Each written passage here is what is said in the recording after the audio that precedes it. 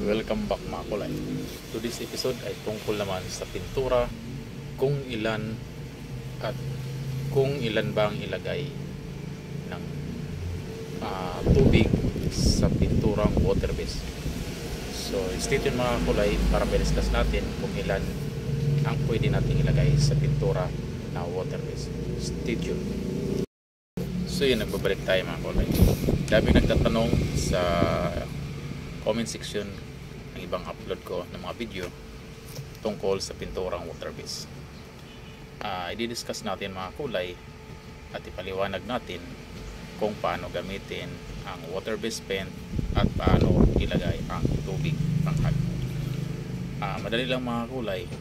Kung ang pintura mo elastomeric paint man, any brand, yung mga water base na pintura na elastic, kaya ng Rain or Shine, Sun and Rain at iba pa. Sa isang galon, pag open nyo o pagbukas nyo sa lagayan, magalon man yan o balde o liter, ay i-mix nyo agad, haluin ng maigi para ma-equal ang kulay, lalo kung ito ay mga color. Pero kung puti ay hindi na siya ganong mai-mix mo dahil puting-puti na yan. Ang purpose na rin yan i-mix para mahalo yung oil niya na water base type at saka sa kanyang pigment, sa kanyang sabi niyang oil, yung binder, yung pinto, makagawa niyang pintura at saka yung powder niya, yung pigment. Dalawang klase pala yan mga kulay sa pintura, either anong klaseng pintura man yan, basta pigment yung nabibigay kulay at saka yung binder ay yung parang liquid na gumagawa o nakagawa ng pintura, o siya ang makapalapot sa pintura at siya ang doon ang kapit sa pintura kung saan ilagay. So balik tayo mga kulay, ilan bang ilagay? So depende yan mga kulay kung ilan ang ginamit nyo.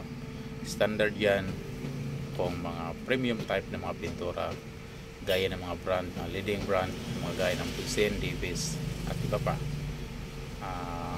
Normal yan is malapot dahil premium quality. So kadalasan pag water base, sa isang galon ay kadalasan ihalo is half glass. Pero take note mga kulay, hindi yan diretso ilalagay ang half glass o kalahating baso na normal na tubig. Normal na tubig, ibig sabihin mga kulay, yung tap water o tubig sa nawasan natin, hindi yung maduming tubig. Pag open nyo ay i-mix nyo agad na walang halong tubig. So gagamitin nyo ang pintura na walang halong tubig. After that, mga ilang minuto, dahil sa kakabukas nyo ay maglalapot na masyado ang pintura yan.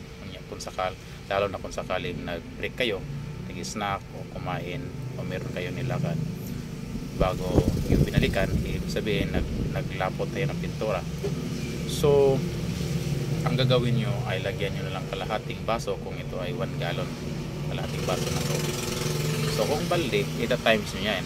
So isang balde, ibig sabihin 4 at kalahati, ibig sabihin yan 2 basong tubig sa isang balde. So yung normal lang na baso, yung pangkapihan, yan lang. Dahil kung masubrahan nyo sa tubig, possible ang pintura ay malagnaw. Pagpahid nyo ay magtutulo o madali siyang maghulog ang pintura. So hindi siya makatuyo, mahuhulog. Tagal siya makatuyo, kasi mahuhulog ang pintura, mag-slide siya, lalo pag mga slanting o nasa taas na area.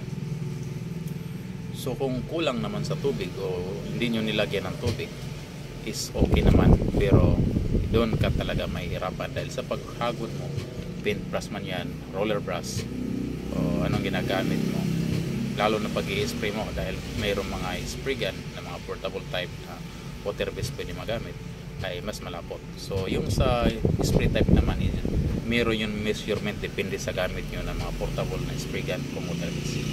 So may adjustment yan kung ilang ilagay, kung ano din ang akma na kailangan sa sprayhan nyo na area. So meron yung measurement nakalagay dyan sa manual doon sa portable spray gun nyo, kung spray ang gamit nyo. Pero hindi sa mga kulay pwedeng gamitin yung spray gun ng automotive, lalong yung mga maliliit ang mga butas yung ginagamit mga sasakyan, dahil hindi na yun lalabas sa spray gun niya dahil mas maliit yun ang butas. So yun lang mga portable na pang house paint na spray gun pwede, yung mga electric kadalasan. Sa tanong naman kung ano naman pang hugas sa mga water base, yun tubig, yun ang tubig. Pwede yung ihugas nyo, hugasan ng mga roller, paintbrush, pwede nyo hugasan sa tubig yan para magamit nyo ulit, para hindi masayang yung gamit nyo, mga tools bago nyo, para magamit nyo uli kung meron kayong project na iba or another din naman kung hindi pa kayo tapos, dahil sayang din ang mga tools nyo na pagkatapos nyo gamit ilagay nyo lang sa gilid. Pag nagtigas yan, mahirapan na kayo maghugas, o gagamit na naman kayo ng lacquer thinner or mga solvent. Ang tendency niya, pangit din ang kalabasan ng spray gun roller or paintbrush kung dumaan na siya ng katigasan, o baga tumigas na konti yung spray gun yun, o yung paintbrush at roller dahil hindi na hugasan. Mas maganda pagkatapos nyo gamit, ihugasan nyo agad, linisin, tapos patuyuin para magamit nyo ulit. So laging tandaan nyo mga kulay, yung tungkol sa paghalo ng tubig ay kalahating bato sa isang galon. So ibig sabihin kung 1 liter, hatiin nyo sa 4 yung kalahati, yung isang baso ay isang kalahati, hatiin nyo din. So ang makasagot din ng maayos niyan is kayo mismo, dahil mayroong mga pintura medyo malagnaw, so pwede nyong mas liblitan ng tubig. Pero kung mayroong pintura mas malapot-lapot, mas dami-damihan nyo konti. So i-mix nyo ng maayos at maganda. So yun lang mga kulay, sana naintindihan nyo ang paliwanag ko ngayon. Meron kayong katanungan ay huwag mayang mag-comments down below sa video nito. So that's it, thank you for watching and see you next episode.